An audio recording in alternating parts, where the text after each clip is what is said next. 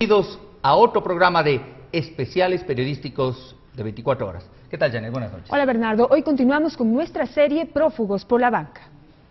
Y este jueves tocaremos el candente y delicado caso Filambanco, en el que están sindicados los ex administradores y ex propietarios de la entidad, los hermanos Roberto y William Isaías Dazum. El tema es candente y delicado porque quienes son requeridos en extradición por la justicia ecuatoriana son personas que mantienen gran influencia social, política y económica en nuestro país, y por ello poco o nada se ha avanzado en el proceso de traerlos de vuelta. Marlon Puertas, jefe de la Unidad de Investigaciones de 24 Horas, y yo viajamos hasta los Estados Unidos para averiguar en dónde y cómo viven estos personajes en sus exilios dorados, y así poder presentarles a ustedes, amigos televidentes de Teleamazonas, un informe de primera mano. Investigamos a fondo la situación actual del juicio que por peculado bancario se sigue en contra de los hermanos Isaías Dazum, que es probablemente el más voluminoso proceso de los muchos que se tramitan en contra de accionistas, expropietarios y administradores de los bancos cerrados en la crisis de finales de los 90. Además, analizamos el estado del juicio de extradición que inició el Estado ecuatoriano en los Estados Unidos para conseguir el regreso a prisión de quienes el presidente Lucio Gutiérrez ha calificado públicamente como los banqueros corruptos. Teleamazonas y el noticiero 24 Horas han reactualizado el tema de la crisis bancaria de 1999 y sus secuelas que duran hasta hoy, 5 años después. En los programas anteriores hemos analizado y presentado a ustedes lo que ocurrió para el cierre de los bancos Popular, Continental, La Previsora, Bancomex y de la SUAY, y cómo el Banco del Pacífico se mantuvo a flote a pesar de haber atravesado una muy grave situación.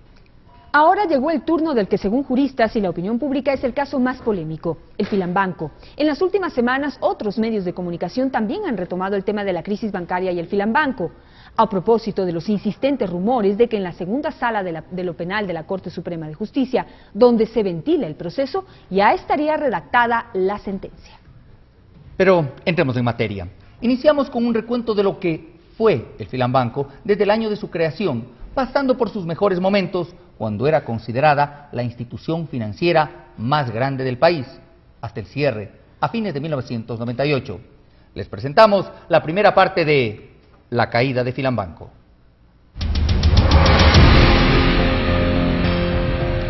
Filambanco estuvo en manos de la familia Isaías desde 1959. El principal accionista fue Pedro Isaías Barquet, hijo del primer Isaías que llegó a Ecuador, el libanés Mema Kosaya, quien arribó a Guayaquil en 1912 y comenzó a labrar su fortuna con la importadora que lleva el nombre con el que se dio a conocer en Ecuador, Emilio Isaías. Fue Pedro Isaías Barquet, uno de los 8 hijos de Emilio, quien compró el Banco La Filantrópica, que se encontraba en una difícil situación. Pero a su trágica muerte, ocurrida en un accidente de aviación, el banco fue dirigido por sus hermanos Enrique, Estefano y Naín, respectivamente. Fue con Naín Isaías Barquet con quien Filambanco se convirtió en el más grande del país. Pero en 1985, las cosas sufrieron un dramático golpe de timón. Naín Isaías Barquet, principal directivo del Filambanco, fue secuestrado en Guayaquil por el grupo guerrillero Alfaro Vive Carajo, lo que desencadenó en su muerte luego de la incursión policial que intentaba su rescate.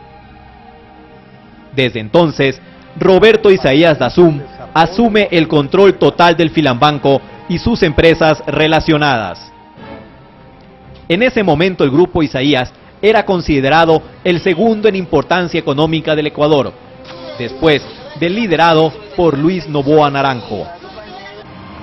Para 1998, año de la debacle de Filambanco, el grupo Isaías seguía siendo uno de los más fuertes del país y uno de los mejores relacionados políticamente, pues contaba con la cercanía de los 2 partidos políticos más importantes de Guayaquil.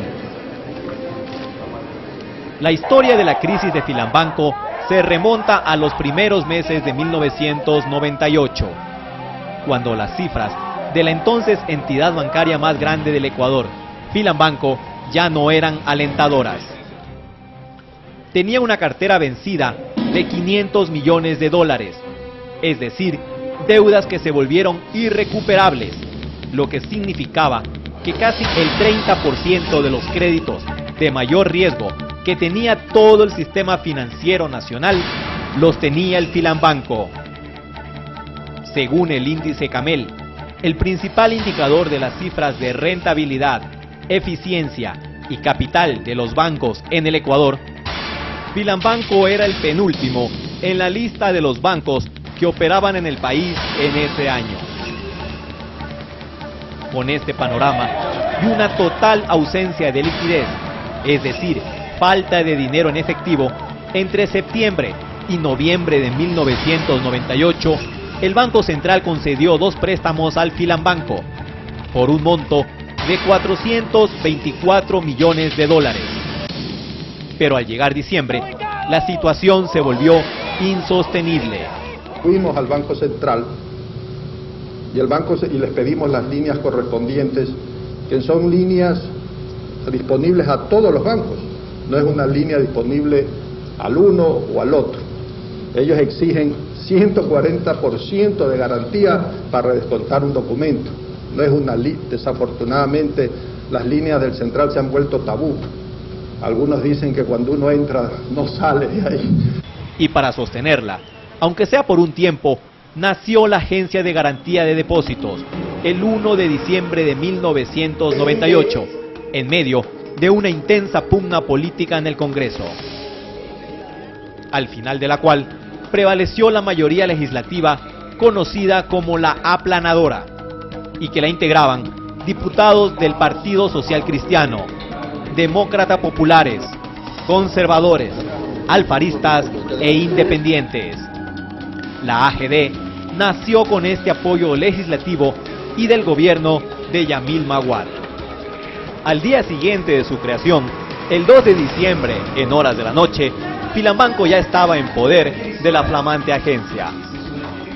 Eso le permitió al Filambanco, ya fuera del control de la familia Isaías Dazum, pero teniendo como gerente nombrado por el Estado a Daniel Cañizares, antiguo colaborador de los expropietarios, acceder a un plan de reestructuración y no de saneamiento, como dictaban las normas anteriores.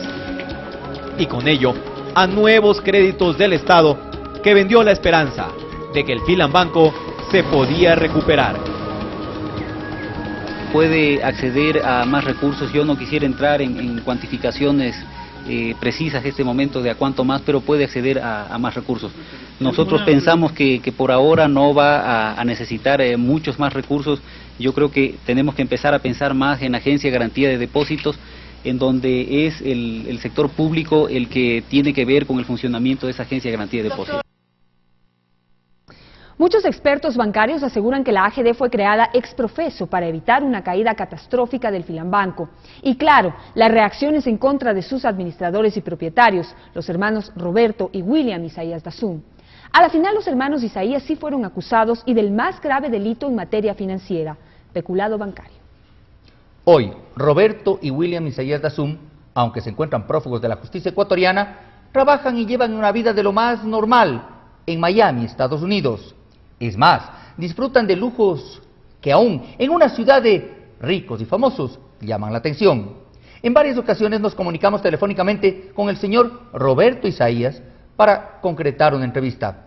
Finalmente, y luego de varios ofrecimientos, el ex propietario de Filambanco no aceptó participar en este programa.